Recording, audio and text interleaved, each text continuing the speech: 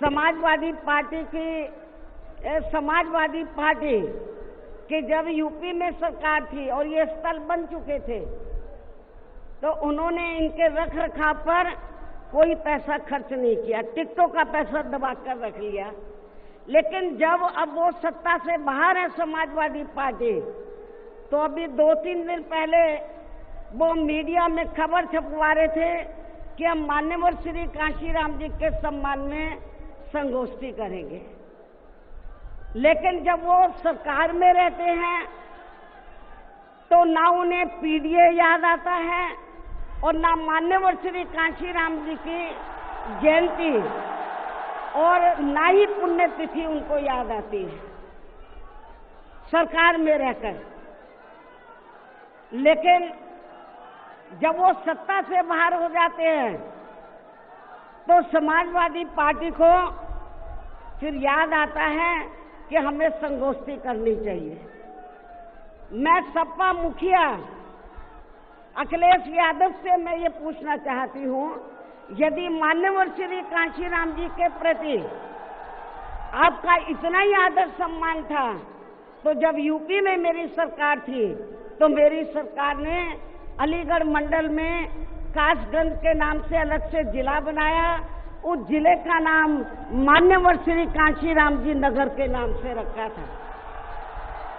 लेकिन जैसे ही Samajwadi party power में आई उन्होंने नाम बदल दिया। मान्यवर श्री कांशीराम जी के नाम पर हमने कॉलेज, यूनिवर्सिटी, अनेकों संस्थानों के नाम रखे,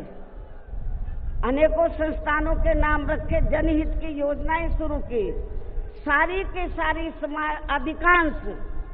जो बड़ी बड़ी योजनाएं थी वो सभी की सभी इन्होंने बंद कर दी समाजवादी पार्टी की सरकार ने। ये इनका दोगला या दोहरा चरित्र नहीं है तो क्या है? जब ये सत्ता में रहते हैं ना इनको पीडीए याद आता है और ना पीडीए के जो संत गुरु और महापुरुष है वो भी याद नहीं आते हैं। जब ये सत्ता से बाहर हो जाते हैं तब इनको हमारे संत गुरु और महापुरुष याद आते हैं। तो ऐसे दोगले लोगों से आप लोगों को बहुत ही सावधान रहने की जरूरत है। और अब मैं मान्यवर श्री कांशीराम जी जो पंजाब राज्य के एक मध्यम दलित परिवार में पैदा हुए हैं तो इनके बारे में मैं ये कहना चाहूंगी कि इन्होंने भारतीय संविधान के मूल निर्माता एवं दलितों व अन्य उपेक्षित वर्गों के मसीहा परम पूज्य बाबा साहब डॉक्टर भीमराव अंबेडकर की मूवमेंट से व इनके कड़े संघर्ष एवं अथक प्रयासों से देश के खासकर करोड़ों दलितों, आदिवासियों, पिछड़े वर्गों, मुस्लिम व अन्य धार्मिक अल्पसंख्यक समाज के भी हित में भारतीय संविधान में दिए गए कानूनी अधिकारों से प्रेरित होकर तथा उनके बताए हुए रास्तों पर चलकर फिर अपनी पूरी जिंदगी इनके अधूरे रहे कारवां को मंजिल तक पहुंचाने के लिए समर्पित की है। और इसके लिए उन्होंने यानी कि मान्यवर श्री कांशीराम जी ने अपने माँ बाप, भाई बहन, रिश्ते नाते व सरकारी नौकरी आदि सभी त्याग कर बाबा साहब डॉक्टर भीमराव अंबेडकर जी के उस अधूरे रहे कारवां को